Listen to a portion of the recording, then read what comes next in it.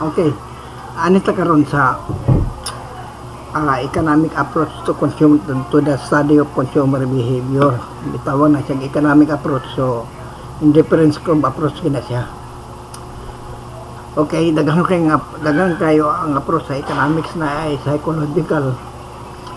I-determine mo what motivates a consumer to buy a product. Okay, daghang kayo mga stimuli, something like that, and then naapoy sociological, no? This is because of the environment, etc., etc.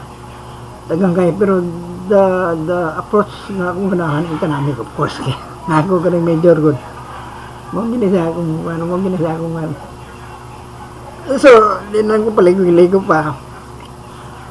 Sa economics lang yun, mathematical. Ang curve is looks like this, no? Yan ang curve. Curvature siya, curvature. Lahat din ang property, ani kaning asymptotic property, nga indifference curve dili mag-intersect, kundi tangent lang. Indifference curve, non-intersecting, etc. Daghang properties. In other words, kung rational ang consumer, dili gid na siya mag-intersect. Mag-tangent ra gid na siya. So supposing ang representative na equation ani is ang power niya ani must be negative. Raise to the power negative 1. Ang gamit ani is negative 1. So which is equivalent to 1 over x, no? So cross multiply nimo y og x, yx minus 1 na niya. So muna yung mga utility. Muna ang nag-govern sa consumer in terms of how much y or how much x. Given the prices, given the budget. Given the budget of 100, given the prices. Okay? So the first thing you do is kung ano mong derivative of p with respect to y. X is constant, this is 0. So derivative of p with respect to y is equal to x, and then derivative of p with respect to x, which is y, no? 1 man siya times y. So x over y equals pila imong unang gi-derive is y. Y is 2, 6. Cross multiply y is equal to 3x. What? Y is equal to 3x. Okay. Y is equal to 3x. Kuha din siya. X, y. Kuha mo derivative. Then, cross multiply mo din siya. Y equals to 3x. 2y plus. Mamuning presyo sa y. Product y. Mamuning presyo sa product x. So, 2y plus 6x, a budget of 100. But since your y is equal to 3x, so 2 times 3x plus 6x equals 100. 6x plus 6x equals 12x. X is equal to 8.333. Dayon, ang y nimo is 3 times of that. 3 times of this number, 3 times of this is equal to 25. So, muna imong initial bundle. The initial bundle is 8.33 and 25.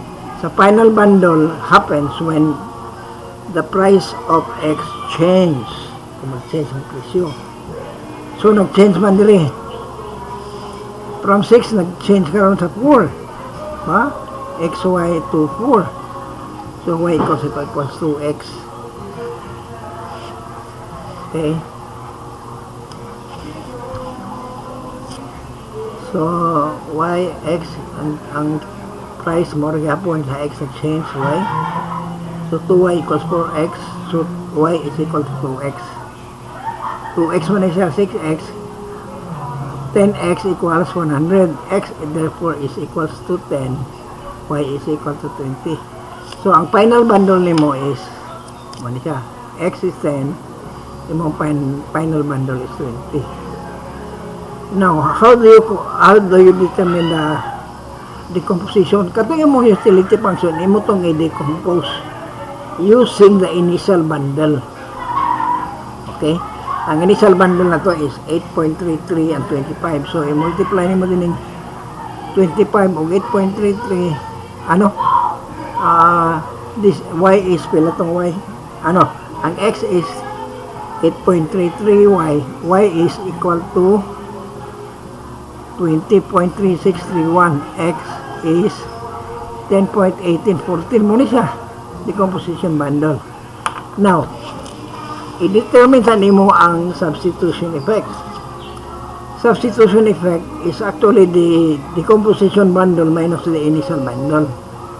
In this case, ang initial bundle na to is 8. Pila to? Ang decomposition bundle is 10.1814 minus 8.33. The result is 1.84. Ang income effect is final bundle minus the decomposition bundle. So, 10 minus 10.814, negative na siya. So, negative 1814. So, total effect is 1.66. So, makita niyo mo diya nga, policy-wise, kung na ay may policies gobyerno, magkaakad na yun nga, ay, muning epekto by how much, muning epekto sa, muning substitution effect, if in case mag-change yung price, or mag-change mag-income. So, muning mahitabo. So,